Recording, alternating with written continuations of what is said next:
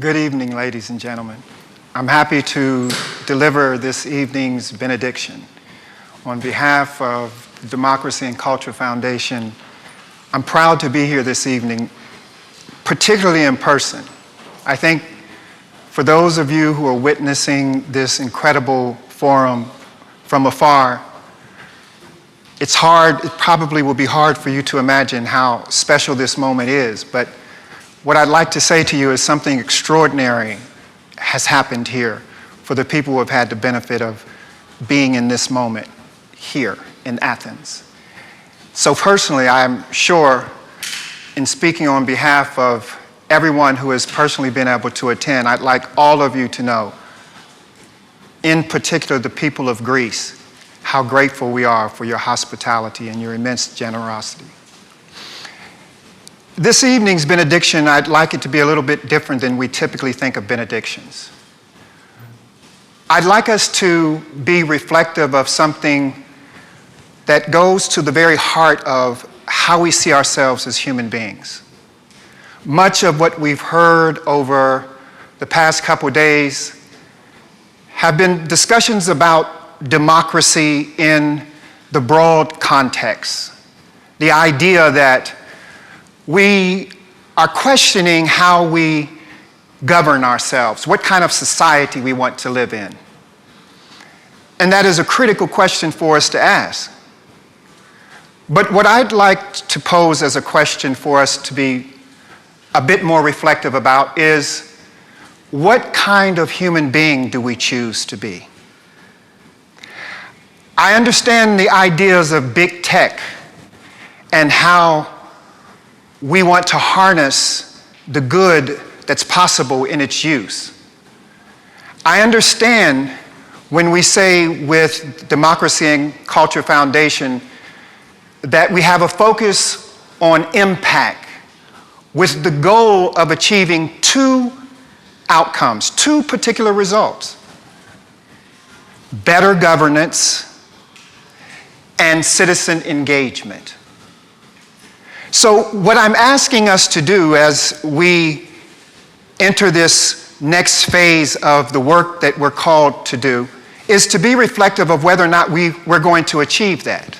How will we achieve better governance? Has this conference given us evidence that better governance will result from it?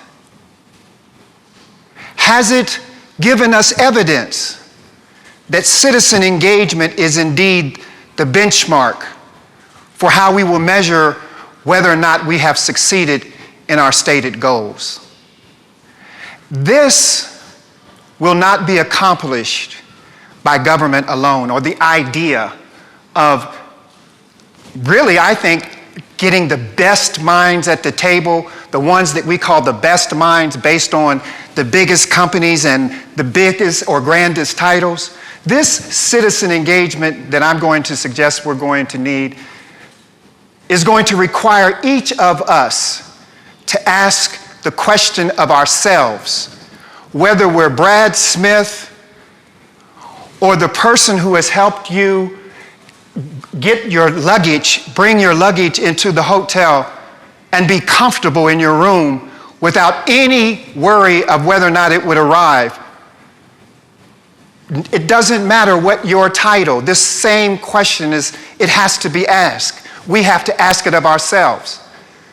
And my hope is that this conference, Athens Democracy Forum, that we will be reminded of some meaning of democracy that goes beyond the idea that Greece or Athens belongs only to the Greeks. No, your story belongs to the world as a point of inspiration, but it lands with a question for each of us. How will we choose to live our lives, particularly as we treat other human beings with the kind of dignity that we want for ourselves?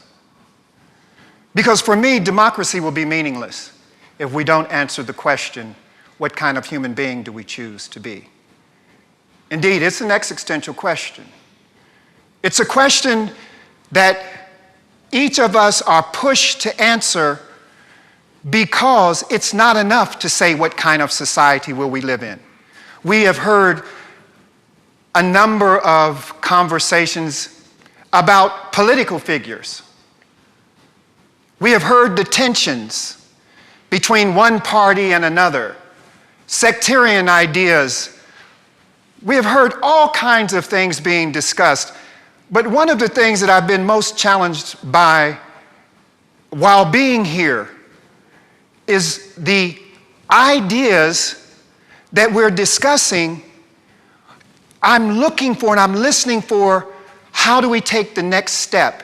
If we're offering a critique, if it is something that we do not like, how then will we respond with dignity? Will we respond in the same vitriolic way that we accuse those who disagree with us as doing? Is that the kind of human being we choose to be? Will we respond with anger, fear, angst? How will we engage this idea of a pandemic in a way that's different from what we've always done? We keep saying that we're in a new abnormal. Okay, is the new abnormal simply an external condition? Or is it an internal condition? Because the question is, how are we defining, what's informing the way that we behave in response to the new abnormal? If our thinking, if our emotions, if our emotional response is the same as it's always been, then are we really in a new place? Perhaps this pandemic has done nothing more than put up a mirror to us.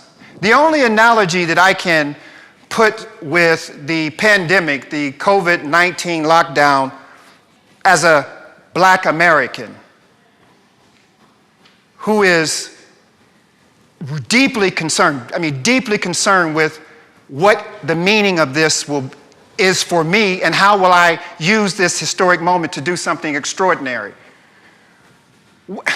What's obvious to me is we have been hearing statistics like COVID-19 in America, where Americans are 4.5% of the world's population, we have literally 20% of the world's deaths.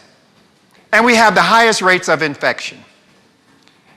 And we actually call it COVID-19 lockdown. And that language, lockdown, is so appropriate for America. In that, the parallel to it for me is, in America, we're 4.5% of the world's population, and we have 25% of the world's prisoners. 25% of the world's prisoners. So we have parallel crises unfolding in the world's largest economy. And we can ask the question about the broader society, what is important for us to do with these overlapping crises. But the deeper question is, how will I respond as a human being to the other human beings that I come in contact with on a daily basis? Where do I have the greatest point of power to exercise an alternative narrative, an alternative view to what the crisis presents us with? How do I want to be remembered as I think about this historic moment? I want to be remembered as that person who cared about every human being that I came in contact with. I want to be that person who took the time to say, as big as I think my ideas are, every person I come in contact with is the starting point for those ideas. Because if those ideas are to be meaningful, if those ideas are to give me anything that's of value, they must be ideas that resonate with the well-being of other human beings. You know, as I move towards the close of this talk, I'm reminded of my mentor's words. He said, our world is not divided by race, color, gender, or religion. Our world is divided into wise people and fools. And fools divide themselves by race, color, gender, or religion. Nelson Rolihlahla Mandela. He said those words, and I read them in a prison cell at a moment that was the most painful in my life, at the bottom of life. And I thought, what meaning does this have for me? I had accepted being the other. I had accepted a role that allowed me to act out of a state of victimhood rather than efficacy. And what he did in his words is he shined a light that the very thing I had indicted others for being, I myself had internalized. So when I pose the question, what kind of human being do we choose to be? I'm not asking this question from an abstract place. I'm asking this question, I'm posing this question for all of us to be reflective about as a person who has bled this kind of reflection. And so, in closing, what I'd like you to think about is how have you been changed by this conference? What about you is different? Is it based on who you've met here? Who you've had a chance to network with? What has been the meaning of it? What do you want the outcome to be? What purpose will it serve? How will it be beneficial to you for having the privilege of, under these most extraordinary times, to have participated in an event that by design says it has two outcomes that it seeks to achieve: better governance and citizen engagement. So if you are a person who has come here or a person who's participated in this forum and you are in a position where you can actually act on better governance, you are now charged with the responsibility of doing that. If, on the other hand, you are here in a role more like my own, that of a citizen whose life is committed to engagement, then that is the role you must play.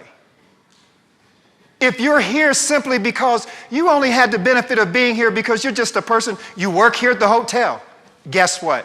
You too are charged with the responsibility of making a difference. This call to action is not for one or two of us, but all of us. And the question becomes, how will you answer it? How will we answer the call of being a better human being? I've seen while we've been here what privilege looks like. How can we talk about transforming and making relevant democracy if within the context of our own behavior with different individual human beings, we're highly undemocratic? Think about what I'm saying as we go down to the final seconds of this discussion, what has been framed as a benediction, but more importantly, is a conversation with you. How will you be different? How is it that you think that you can be undemocratic in your treatment of other human beings and then authentically promote democracy as an ideal for others to embrace? It's an oxymoron, and it's not achievable. The start of a great democracy is a person who chooses to be a decent person, a kind person to every other human being. Nelson Mandela also said, do the impossible. I hope you will. Thank you so much.